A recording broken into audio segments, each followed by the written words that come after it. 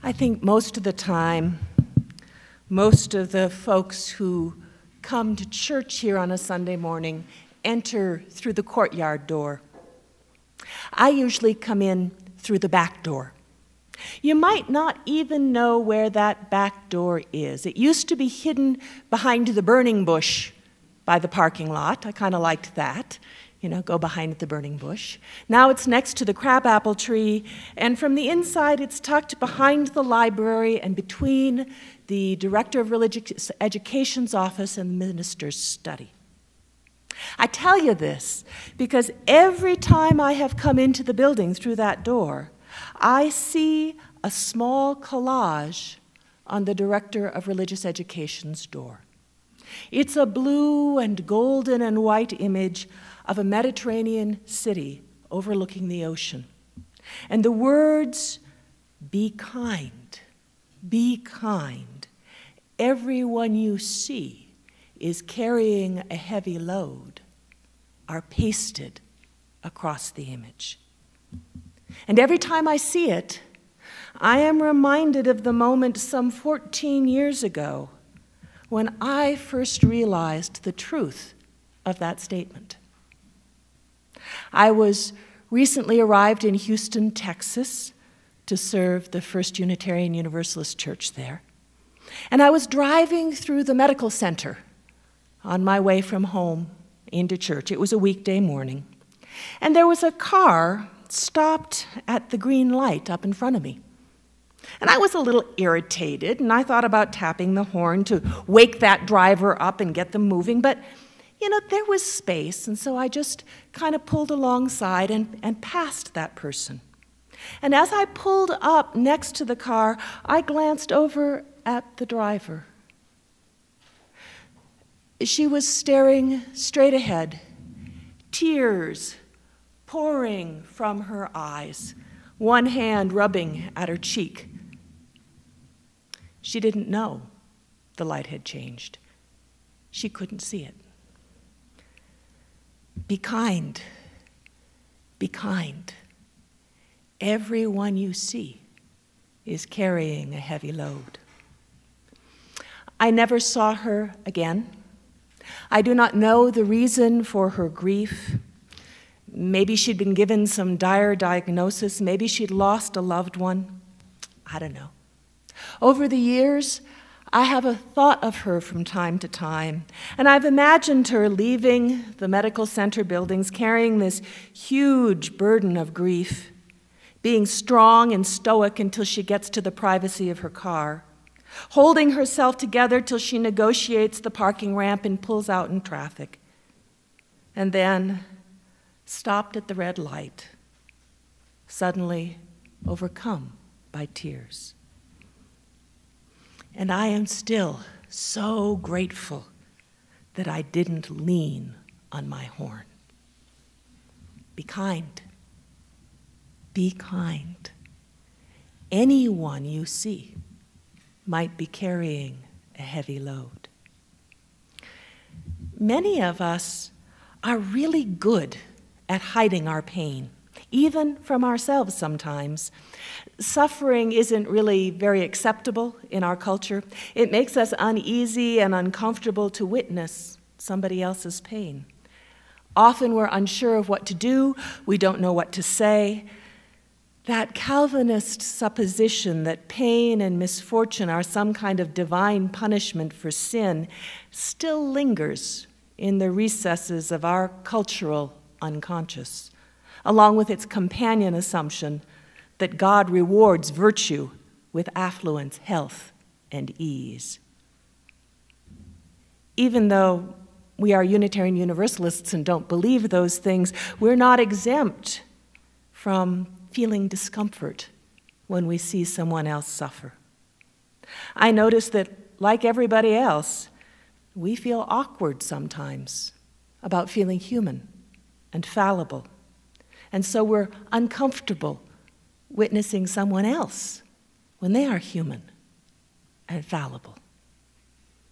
Now, maybe it's that we are hyper-aware as Unitarian Universalists of our own privilege, And we're aware of the great injustice and pain that happens to be out there in the world. And maybe we get caught between feeling a little guilty about our own good fortune and for suffering from injuries that pale in the scope of the atrocities that others have suffered. Sometimes we might even feel that our own pain is a little shameful and maybe we deserve it. At least we don't deserve to be comforted. And so we hide our pain and we show the world, our neighbors and our coworkers, even our friends at church, maybe especially our parents or our children. We show the world a strong, stoic face. And they accept our brave facades, and often we accept theirs, relieved not to have to deal with somebody else's hurt. When we look around the sanctuary, everyone we see seems to be pretty competent and pulled together. And so it's easy to believe that we are alone in our pain and grief and suffering, and that we alone are not perfect, competent, and content. That's one reason to keep the Joys and Sorrows book as part of our service. Because there in the book, even if it's not there this Sunday, there in the book is proof that we are not alone in our struggles. There, encoded in cryptic notes of gratitude that someone is healing from hip surgery or grief that someone has moved away, is the proof of our shared humanity. Someone in our midst is always struggling with illness or aging, with prejudice or a lost job or a changing relationship. And if you don't see it there, well, there is always work for our caring committee. Cards to be sent, rides that are needed, casseroles to be made and delivered and shared. And it is a measure of how safe we feel that we are sometimes able to share our sorrows. And it is a measure of our trust in this community that we are sometimes willing to ask one another for help and support. Be kind. Oh, be kind. It may not be apparent, but people around you are suffering. You see, everybody suffers sometimes. The Buddha taught that suffering is a part of the human condition. You may be young and brilliant and healthy and well off right now, but regardless of whether you want it or not, no matter how golden your life is today, there will come a time when you suffer. You might suffer from illness or the inevitable challenges of aging. You might suffer because someone you love has died. We suffer because we can't have the things that we desire, because we cannot control the world and make it conform to our liking. Now, because of this human reality, all of what Karen Armstrong refers to as the religions and philosophies of the axial age, that would be Hinduism, Buddhism, Jainism, Taoism, Confucianism, all of the monotheisms of the Middle East, and the philosophical rationalism that arose in Greece. All of these, in their emergence, recognized the reality of human suffering and taught that it is our responsibility as peoples, plural, peoples of faith, to do something to help alleviate that pain. Now, Armstrong offers a thorough explanation of this and exploration of this in her new book, 12 Steps to a Compassionate Life. From the Buddhist concept of karuna, which is one of the framings of compassion, to the Confucian notion of jian-ai, which is either concern for everyone or universal love, from the Christian notion of brotherly love to hilm, which is the notion of mercy in Islam. Each of these traditions has important teachings concerning the alleviation of suffering, concerning compassion. What about Unitarian Universalism? We're not one of the religions of the axial age. We came much, much later. And yet, I think we have something relevant to offer the conversation. One of the balms that Universalism offered to ease the hurts of Calvinist Christianity roughly 200 years ago was an intuition that religion ought to assuage, ought to ease some measure of our human pain, rather than inflicting more by threatening everlasting torment. The affirmation that God was deeply benevolent, that God suffered with us in this life and would not condemn any of us to hell in the next life, was a profoundly compassionate statement. It is grief enough to have to die without having to worry about pain and torment in the hereafter. The message of universal salvation, which was the foundation of the universalist side of our tradition, was a message of hope, an affirmation that this worldly suffering could in fact end. It effectively gutted the belief that earthly suffering somehow perfected the soul so that we wouldn't have to suffer in heaven. It made human suffering theologically unnecessary. Human suffering in a universalist framework became theologically unnecessary. That's a huge contribution. It may well be part of the human condition that we suffer, but our pain is not God's doing, nor is the pain that we inflict upon one another justified. Indeed, if God is benevolent, then to the extent that we carry in our own souls some spark of the divine, which is what our Unitarian ancestors taught, we too are capable of benevolence and of compassion. And if you don't believe in God, well, perhaps the Unitarian Universalist humanist translation would be framed something like this. We human beings evolved as creatures inseparable from the benevolent cosmos which we inhabit. We are part of its interdependent web of existence. Human happiness is best realized when we live in harmony with that web. The only hells which exist are the hells that we create for one another on this planet and in this life, and they are unneeded. As a part of that interdependent web that is self-aware, we can choose whether we will live in harmony with the rest of creation, human and otherwise. And in doing so, we can ease the pain of the world rather than inflicting more. Be kind.